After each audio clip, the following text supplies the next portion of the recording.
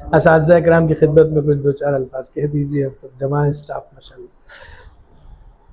آپ تو کہتے رہتے ہوں گے. یہ مولانا صدیق صاحب بادی بلالے کی ایک بات مجھے یاد آئی، بالکل بلا تکلف عرض کر رہا ہوں. حضرت اساتذہ سے کہا کرتے تھے، اور اپنے ندوے میں شروع سال میں جب داخلے ہو جاتے تھے تو مولانا رابع صاحب رحمۃ اللہ علیہ تمام اساتذہ کو جمع کرتے تھے اور سب کو بٹھا کر کے یہی باتیں کہا کرتے تھے. باتیں تقریباً سب ایک ہی ہیں. سہارنپور میں دیکھا شیخ یونس صاحب رحمۃ اللہ علیہ کی خدمت میں سب لوگ حاضر ہوتے تھے، سارے اساتذہ، بلکہ مولانا سلمان صاحب، ناظم صاحب بھی آتے تھے، سب بیٹھتے تھے، شیخ کچھ نصیحتیں فرمایا کرتے تھے.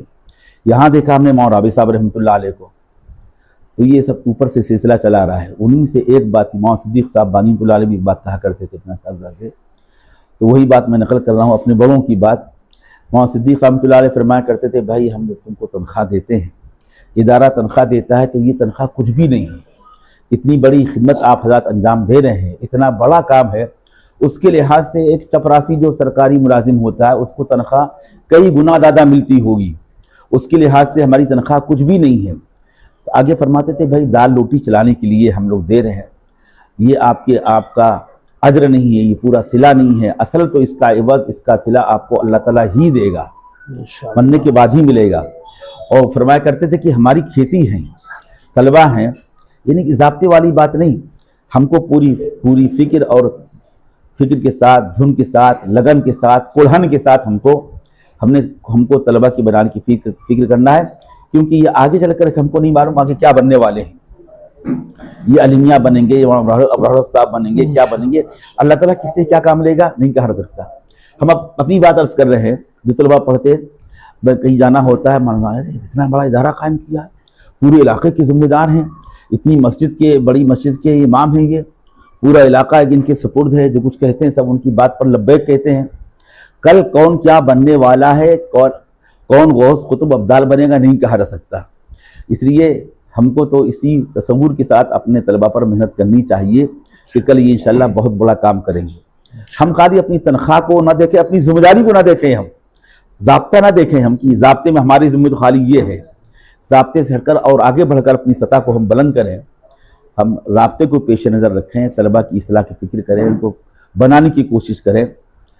حضرت تھانوی کی بات مجھے یاد آئی، اصلاح انقلاب میں لکھا ہوں نے، اور حدیث پاک کے حوالے سے لکھا ہے کہ رسول پاک صلی اللہ علیہ وسلم سفر سے واپس ہوئے، صحابہ کرام وضو کر رہے تھے، وقت کم تھا، تھوڑا پانی تھا، کہیں پانی مل نہیں رہا تھا، وضو کرتے ہوئے پیر خشک رہ گئے، تو رسول پاک صلی اللہ علیہ وسلم نے زور سے اعلان کر کے فرمایا 2 بار یا 3 بار، بخاری شریف کی روایت ہے، کتاب العلم میں بھی ہے، ویل للعقاب من النار.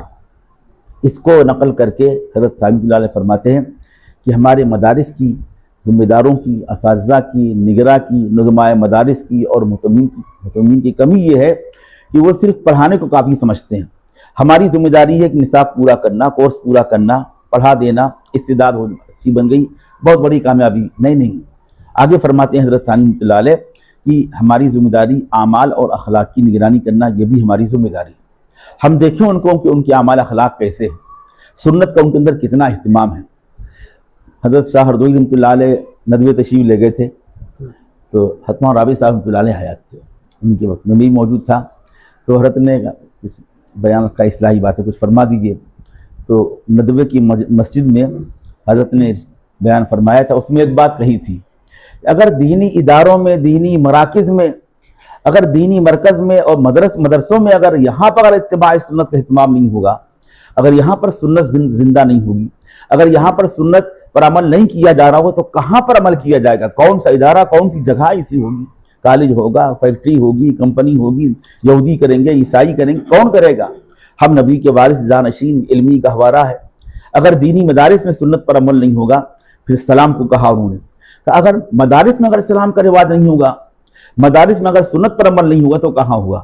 اس لیے ہماری سب سے بڑی ذمہ داری بھی ہے، ہماری کامیابی بھی ہے، ہماری سعادت کی بات بھی ہے، اور آخرت میں ترقی کا باعث بھی ہے. ہم اپنے طلبہ کو، اپنی اولاد کو، روحانی جسمانی اولاد کو اس رخ پر ڈالیں، اتباع سنت، اتباع شریعت. ہماری نگاہ اس پر ہونی چاہیے کہ ہمارا شاگرد، ہمارا بیٹا وضو کر رہا ہے، وہ سنت کے مطابق وضو کر رہا نہیں کر رہا، وہ مسواک کر رہا نہیں کر رہا. ہم کو ان کو مسواک کا عادی بنانا چاہیے. وہ کمرے میں جاتا ہے، سلام نہیں کرتا، راستے میں ملاقات ہوتی ہے، وہ اس استاد سے سلام کرتا ہے جس سے پڑھتا ہے۔ جس استاد سے پڑھ چکا، ناظرہ پڑھانے والا، حافظہ کرانے والا، اس سے سلام بھی نہیں کرتا ہو۔ یہ ہماری تربیت کی کمی ہے۔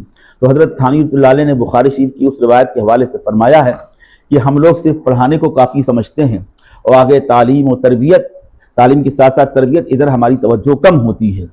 تو اس لیے ادھر توجہ کرنے کی ضرورت ہے۔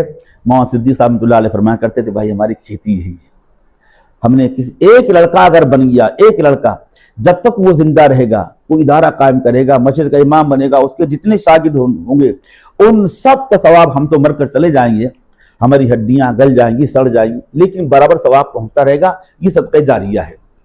یہ نصیحت تھی مولانا صدیق صاحب باندھی رحمۃ اللہ علیہ کی، جو میں نے آپ کے سامنے عرض کی۔ صرف مولانا صدیق صاحب کی نہیں، مولانا صدیق صاحب کی، مولانا رابع صاحب کی، اور مولانا ابرار الحق صاحب رحمۃ اللہ علیہم کی۔ اللہ تعالیٰ مجھے آپ کو سب کو اس کے مطابق عمل کرنے کی توفیق نصیب فرمائے۔ آمین آمین، جزاکم اللہ خیر۔